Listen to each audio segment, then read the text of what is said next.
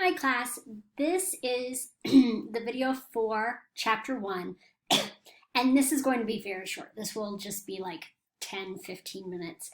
Most other chapters will be significantly longer, but the chapter in the book is really short, so that's why this is going to be very short. The first thing I want to do is ask you a couple of questions. First question for you. What gets you to like or dislike an activity more? If you have the threat of a mild punishment for doing it, or you have the threat of a harsh punishment, which is going to make you not want to do that activity anymore? The other question I have is, when do you have the potential to like someone more? If you are like on a first date with them and they just always are saying nice things about you, you overhear them if you leave saying good things about you, so it's always positive stuff. Or if you overhear them or you kind of get the vibe that they kind of have a negative view of you, they don't really like you, and then by the end of the night, they seem to like you, they seem to be saying positive stuff about you. So always positive or negative and then goes to positive. When will you like the person more? So let me go over these answers because you might have gotten them wrong. For the first one, what makes you dislike an activity more? It is the threat of a mild punishment, not the threat of harsh punishment. You will dislike an activity more if someone threatens you with a mild punishment for doing it. And then number 2, when do you have the potential to like someone more? It's if it starts out bad. If it starts out with the vibe that they don't really like you, but then by the end of the night they do like you, that is when you're going to like someone more than if they are always positive. And these are 2 things we will talk about this semester. We'll talk about the first question when we talk about self-justification, and we'll talk about the second question when we are in the attraction and love chapter 8. And the reason I ask you these questions at the beginning is that people think that social psychology is common sense. Like a lot of the stuff we're going to talk about, you're going to think, well, of course that's the way it is. Why'd they have to do research on this? It seems obvious. It's not obvious. Psychology in general is not necessarily obvious. Sometimes we act in counterintuitive ways. And so I want you to have that in your head as you go through this. Don't assume that all of this is going to be easy. It's going to be obvious. You don't actually have to study or read the material because you can easily guess what an experiment result would be. There's a good chance there are going to be some surprises for you this semester. So the 2 things we are going over in this video are what is social psychology, and then we'll talk about a hindsight bias, which kind of goes to what we just talked about, and then we'll talk about Aaronson's first law. So those are the 2 big things we're going to go through. Before I give you the definition for a social psych, we'll actually talk about hindsight bias first. That's the tendency to overestimate our powers of prediction once we know the outcome of a given event.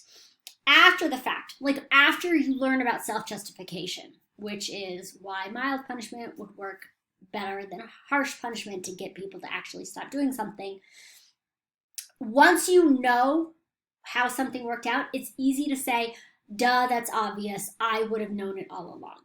But again, there's a lot of scenarios where it wasn't obvious to begin with. After you know all the facts, it might make sense, but beforehand, it was not necessarily obvious. A famous example of hindsight bias was the 1985 Super Bowl. The 1985 Super Bowl was the Dolphins versus the 49ers. And Brigham did this study. And before the Super Bowl started, he asked people, who do you think is going to win the Super Bowl?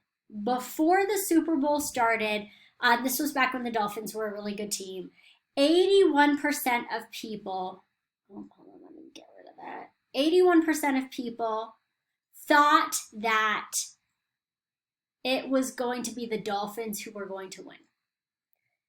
40% of people thought the Dolphins would win by at least 10 points. So that was before the Super Bowl happened. 81% Dolphins, 40% by at least 10 points. The 49ers won that Super Bowl.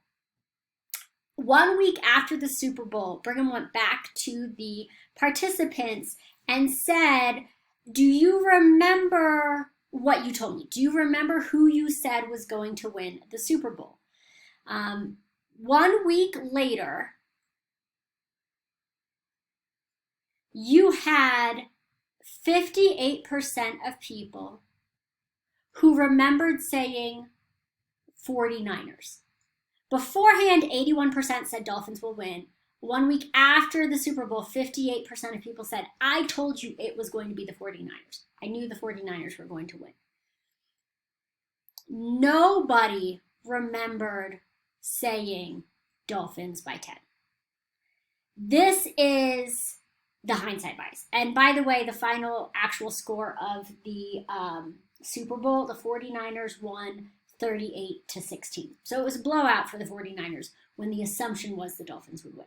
This is the hindsight bias. After you know the facts, after you know the 49ers won by 22 points, it's easy to say, I always thought the 49ers were going to win. The people did not always think the 49ers would win. So that's hindsight bias. Now, social psychology. It is the scientific study of the influence of the real, imagined, or implied presence of others upon our thoughts, emotions, beliefs, and behavior. So, and how we influence others. So it's how we're influenced by people, how we influence them. It's both of those aspects. And one thing to keep in mind for this is that imagined or implied presence of others. It's easy to think, okay, if someone is right here demanding you do something, of course that might influence your behavior. It might influence the way you think.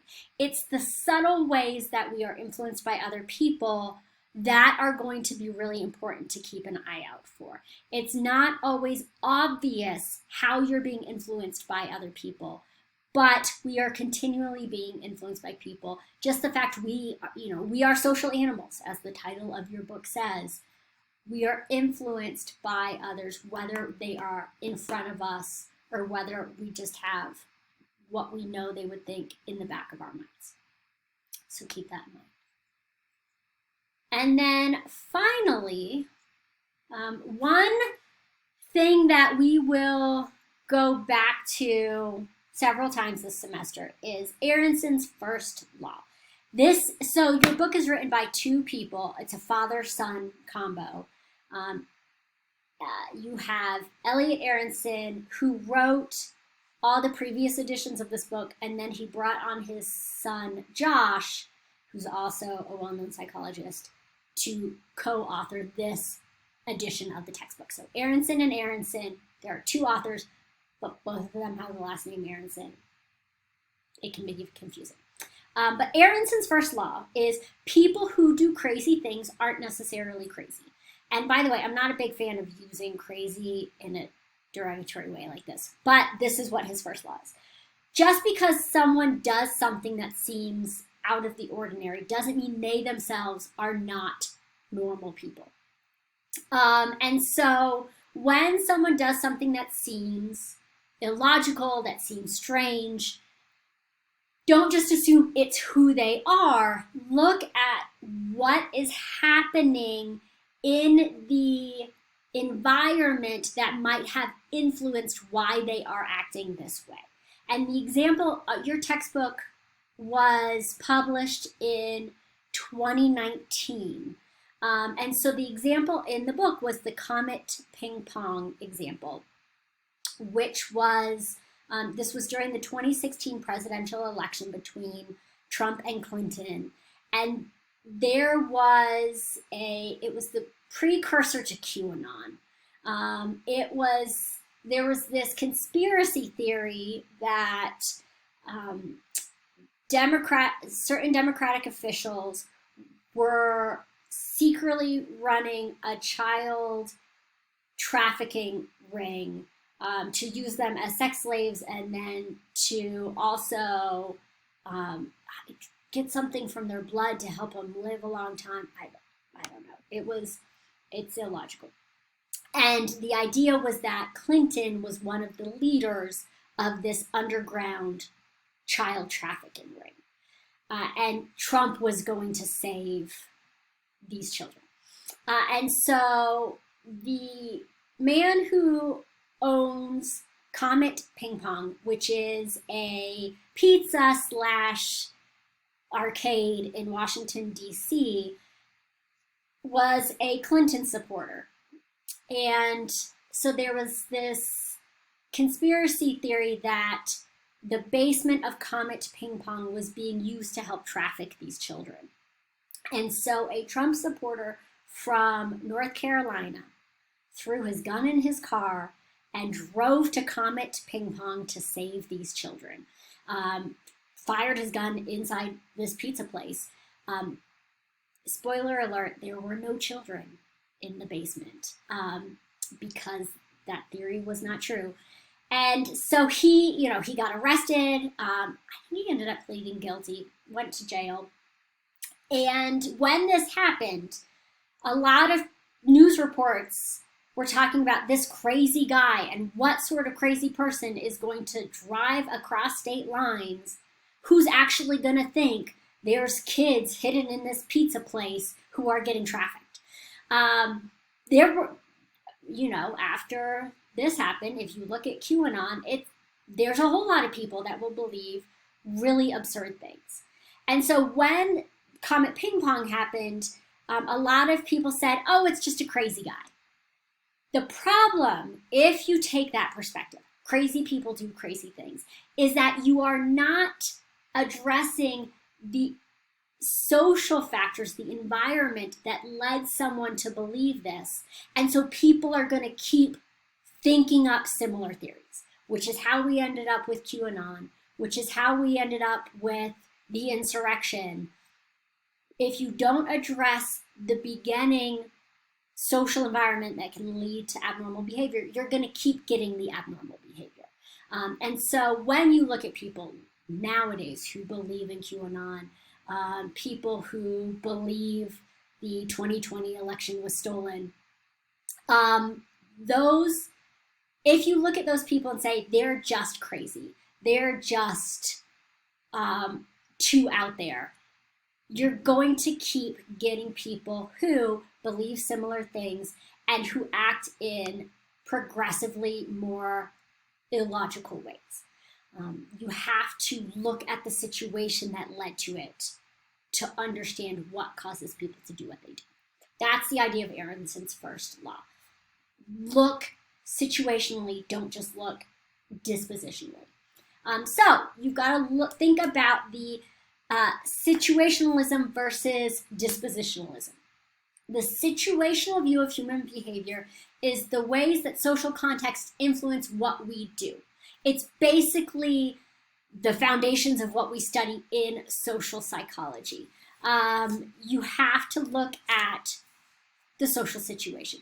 That is in contrast to the dispositional view. The dispositional view says that what causes someone to act a certain way can be attributed to them. It's their disposition, it's their personality, it's just who they are. And so rather than only looking at the dispositional view, you also need to take into account situationally what is going on. That combination, that is what we focus on in social psychology.